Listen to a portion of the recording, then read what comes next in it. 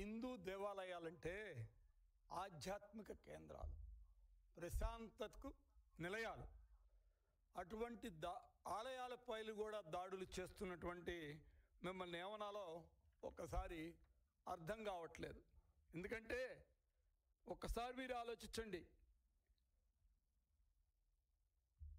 దేవాలయంలోకి ఒక్కరోజన్నా జగన్మోహన్ రెడ్డి గారు తిరుమల తిరుపతి దేవస్థానంకి పట్టు వస్త్రాలు ఇచ్చేయడానికి వెళ్ళినప్పుడు ఫ్యామిలీతో ఒక్కరోజన్నా వెళ్ళాడా సతీ సమేతంగా? అసలు ఆయనకి హిందూ మతం మీద గౌరవం ఉందా? మరొకసారి మీ ద్వారా నేను అడుగుతున్నా.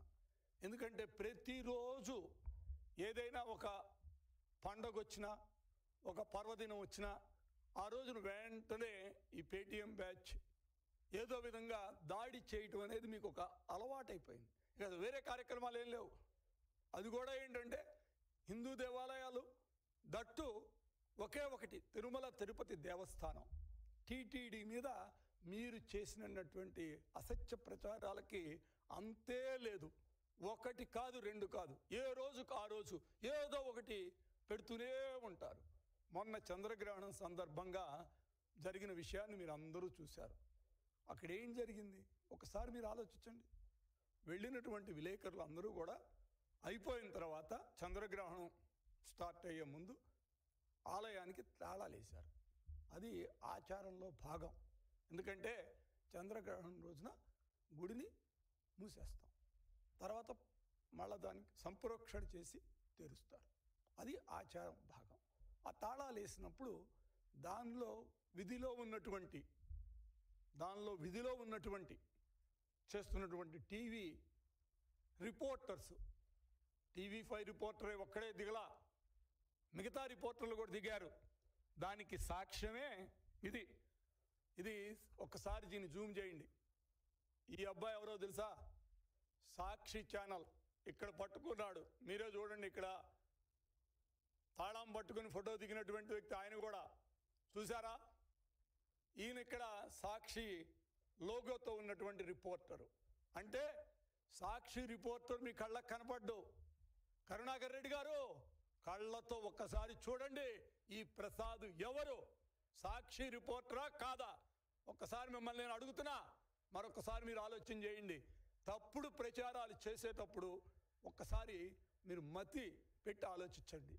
మీరు RSU అధ్యక్షుడిగా ఉన్నప్పుడు ఒక మాట చెప్పారు, ఏముంది ఇది నల్లరాయే కదా, దీన్ని రాయితో కొడితే తప్పేంటి, చెప్పుతో కొడితే తప్పేంటి అని చెప్పింది మీరు కాదా ఆ రోజున? మీరు ఇవాళ హిందూ సాంప్రదాయాలు, పవిత్రత గురించి మాట్లాడతారు, పెద్ద కథలు చెప్తారు మీరు. తర్వాత మీ ఆధ్వర్యంలోనే కదా టీటీడీలో ప్రసాదంలో కల్తీ జరిగింది, మీరే కదా దానికి అందరూ ఒప్పుకున్నారు. ఇప్పుడు సుప్రీంకోర్టుకి సిట్ వాళ్ళు రిపోర్ట్ కూడా ఇచ్చారు, దీంట్లో కల్తీ జరిగిందని.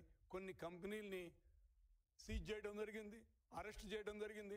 మీ నిర్వాహకానికి ఇప్పుడు దాకా లేనటువంటి ఒక పెద్ద ల్యాబ్ని టీటీడీ ఏర్పాటు చేసుకోవాల్సిన పరిస్థితి వచ్చింది. ఎందుకంటే దేవుడికి సప్లై చేసేవాళ్ళు ఎందుకంటే దేవుడు అంటే ఎంతో భక్తితో, భావంతో మనం చేస్తాం. ప్రతి గుడికి సప్లై చేసే వస్తువుల మీద లాభాపేక్ష కంటే కూడా ఆధ్యాత్మికత, ప్రశాంతత, ఒక మనిషికి ఏదైనా ఒక ఫీలింగు, ఒక టెన్షను, బ్యాడ్ ఫీలింగ్స్ ఉంటే ఓ దేవాలయంలో కూర్చుని ఒక ప్రశాంతత కోసం దేవాలయాలకు వెళ్తాం. అలాంటి వాటితో ఎవరు వ్యాపారాలు చేయరు. ఈ వ్యాపారాలు చేయగలిగినటువంటి సామర్థ్యత ఉన్నటువంటి వ్యక్తులు ఎవరైనా ఉంటే వాళ్ళే వైసీపీ నాయకులు. మరొక్కసారి మీకు నేను చెప్తున్నా, ఇలాంటి దేవాలయాలలో కూడా వ్యాపారాలు చేయగలిగినటువంటి వ్యక్తులు ఎవరైనా ఉంటే వాళ్ళే వైసీపీ నాయకులు. మీకు అసలు సిగ్గు ఎగ్గు లేదు. ఎక్కడికక్కడ ఏదైనా మీరు చేయగలిగినటువంటి సమర్థత మీకుంది. ఆ తర్వాత మొన్న మీరు చేసిన నిర్వాకాన్ని మేము సరిచేస్తూ ముంతాజ్ హోటల్కి మీరు ఇచ్చినటువంటి స్థలాన్ని క్యాన్సిల్ చేసి పక్కన మేము ఇచ్చాం. అది కూడా ఇంకేలా బోర్డులో పెట్టారు, బోర్డు పర్మిషన్ కోసం పెట్టాం. ఇది క్యాన్సిల్ చేసేస్తున్నాం, వేరే చోట ఇస్తాం అని వాళ్ళకు స్థలం చూపెట్టి మీకు ఓకేనా? మీరు అది కూడా మీరు ఇచ్చిన వాల్యుబుల్ స్థలం కాదంటారు. దేవుడి కింద, దేవుడు అంటే కొండలో భాగం, 7 కొండలు కొండ కింద ఉన్నటువంటి భాగం. ఆ పై నుంచి వెళ్తే ఫస్ట్ కొండ, తర్వాత పైకి వెళ్తే 2, 3, 4, 5, 6, 7వ కొండకి చేరితే కలియుగ వెంకటేశ్వర స్వామిని మనం చూడగలుగుతాం. మన జన్మ ధన్యం అయిపోతుంది. అక్కడ కింద ఇచ్చినటువంటి ఒక కొండలో భాగంలో ఉన్నటువంటి కొండలో మీరు ఇచ్చింది ముంతాజ్ హోటల్కి. ఎవరిచ్చారు? మీరే, జగన్మోహన్ రెడ్డి గారు 2020లో ఇస్తే దాన్ని మేము క్యాన్సిల్ చేసి ఇవాళ అక్కడ మీకు స్థలం ఇవ్వం, వేరే చోట ఆలోచిస్తామని చెప్పి ఓ ప్రపోజల్ పెట్టింది ఇవాళటువంటి టీటీడీ బోర్డు. ఇంకా అది ఇవ్వాల. దాని మీద కూడా మీరు యాగీ చేశారు. ఏమన్నంటే అక్కడ ఇవ్వాలి, ఎయిర్పోర్ట్ పక్కన మీరే కదా ఇస్తామని ముంతాజ్ హోటల్ వాళ్ళతో డీల్ చేసింది. మాట్లాడండి.